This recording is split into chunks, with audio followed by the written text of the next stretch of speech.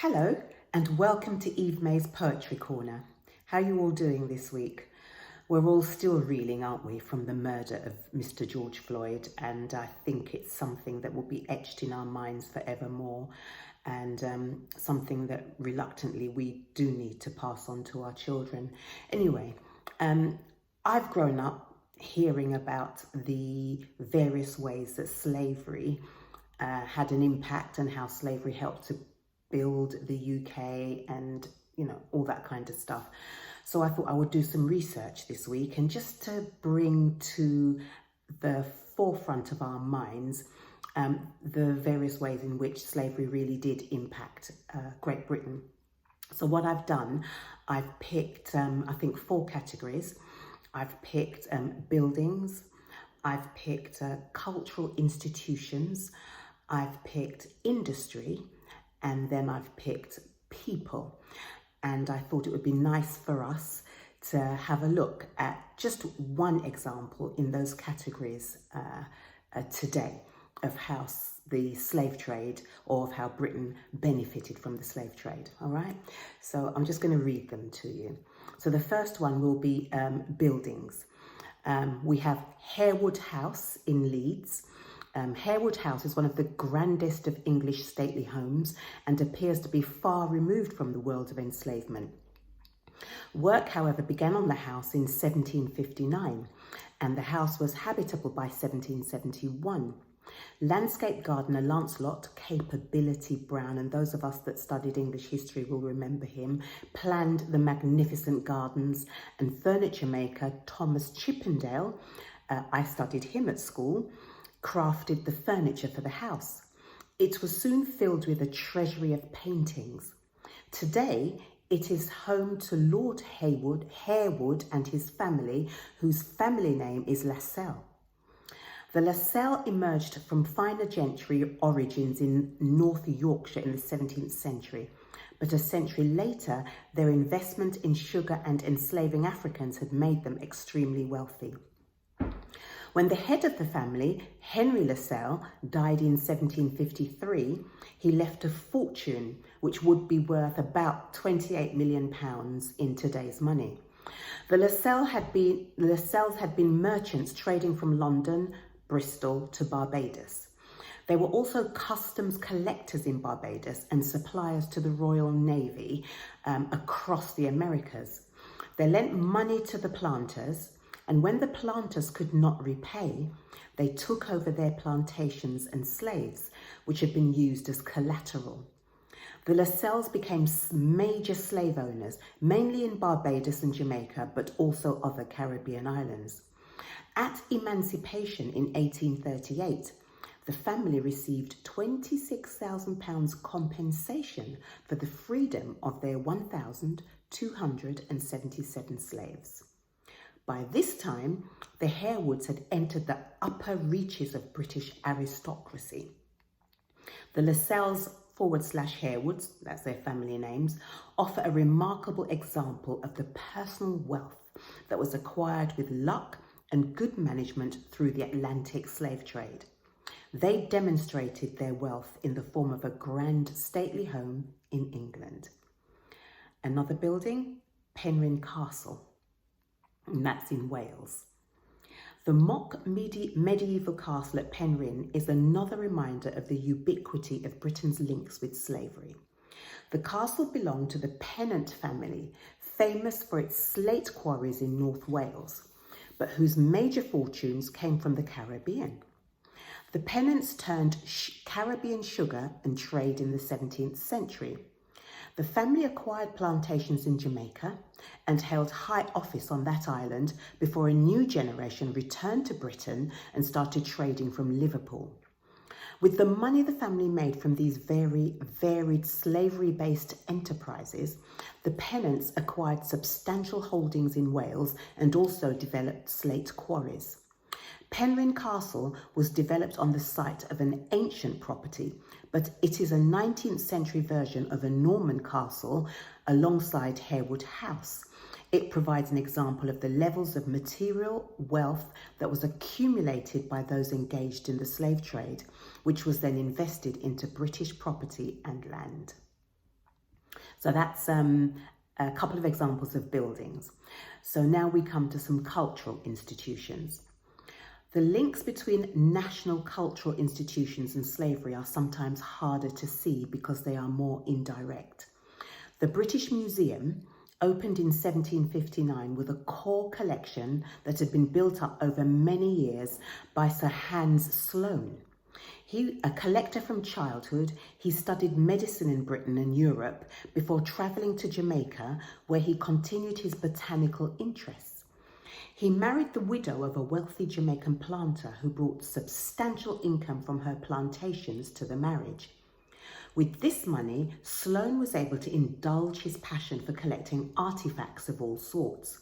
His collection, 71,000 items when he died, was bequeathed to the nation and became the basis for the original British Museum and its offspring, the Natural History Museum.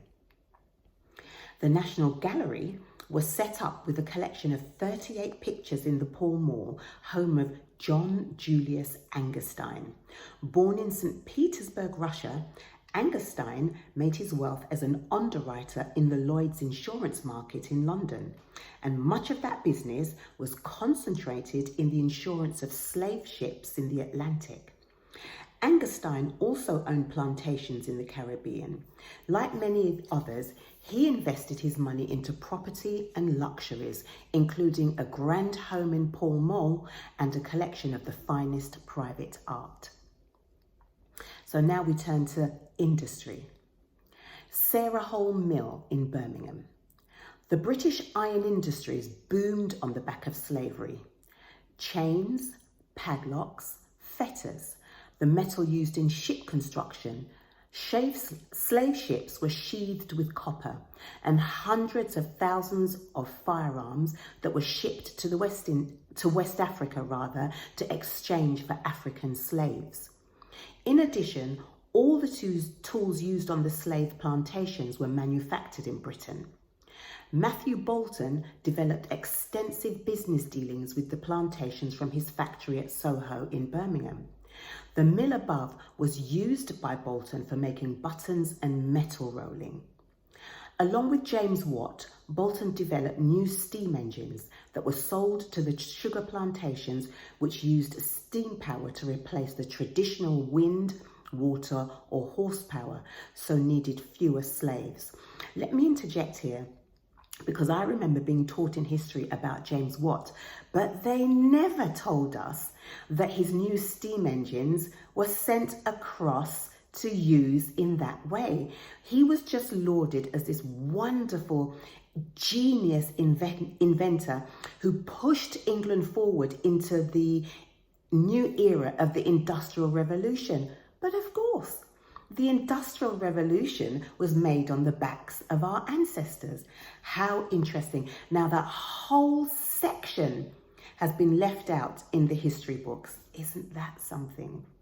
Although Boulton was an abolitionist, there were many iron manufacturers in the Midlands who objected to the abolition campaign, who argued that their business depended on the trade to and from Africa and with the slave plantations. How interesting. The next section is the last section actually, it's people. As we heard on the news, the statue of Edward Colston was toppled, was it this week? I think this week, and tossed into the river. So I thought, well, you know, his name is current. Let's have a look at him and see how he contributed to the slave trade.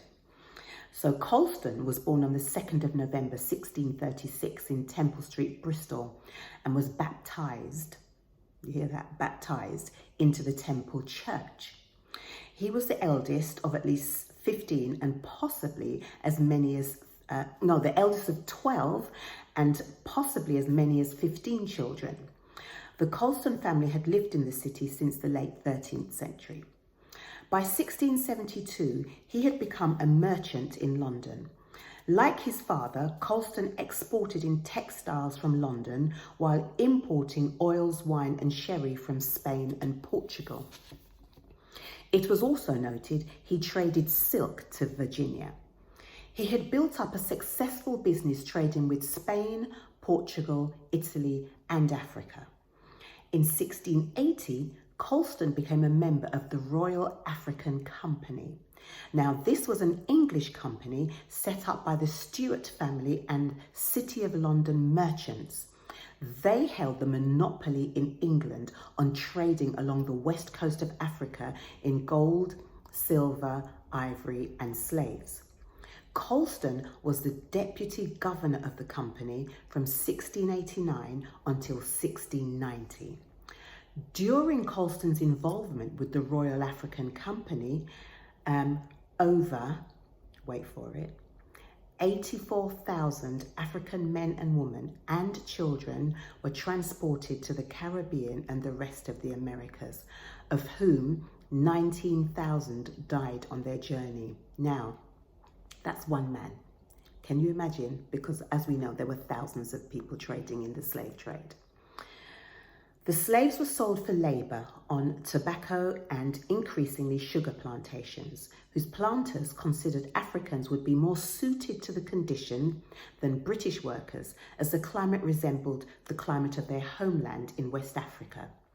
Enslaved Africans were much less expensive to maintain than indentured servants or paid labourers from Britain. In 1684, he inherited his brother's mercantile business in Small Street and was a partner in a sugar refinery in St. Peter's Churchyard, shipping raw sugar produced by slaves from St. Kitts. A high Tory churchman and often in conflict with the Whig Corporation of Bristol, Colston transferred a large segment of his original shareholding to William III at the beginning of 1689, securing the new regime's favour for the African Company. The value of Colston's shares increased, and being without heirs, he began to donate large sums to charity. He withdrew from the African Company in 1692, but continued trading in slaves privately. How interesting. Not until we start to research, eh? I hope you find that useful. So I just thought we would end today with a poem. Let's end with a poem that reflects our humour, our islands, and our people. Miss Lou, you know it's going to be Miss Lou, right? She's my favourite, so here we go. So this poem is called America. Every seki got them jeggy, every puppy got them flea, and you know smarty if you know got family overseas. Uncle Zaki sent a parcel, email come from Sue. Sammy boat pull out this morning, you know here's a Sarah flew. Everybody this a talk about fingerprinting and passport, finance board, American Council, airways ticket and winter coat. And one day is what fault them find with poor little Jamaica, make everybody that left up and go America. By the time you say puss picnic, as your eyes squint and your yarn, me Miss Maddie and Babs, you hear is America then gone. Some a go with it vacation, some a go with it turn high, some a go for education, but the whole of them a fly. Me ask myself, what a matter? Me ask myself, what make? Is tidal wave or earthquake or storm them I expect? Jane says she meets so much old friend when she stroll down New York that she feel like she's down King Street or Luke Lane she a walk. They might call me follow fashion, but when me fit do child, if you not follow fashion, you will never in a style. So me da go follow fashion, me da go lift up and go away. Anytime all not hear me mouth, America me there. Hope you enjoyed that.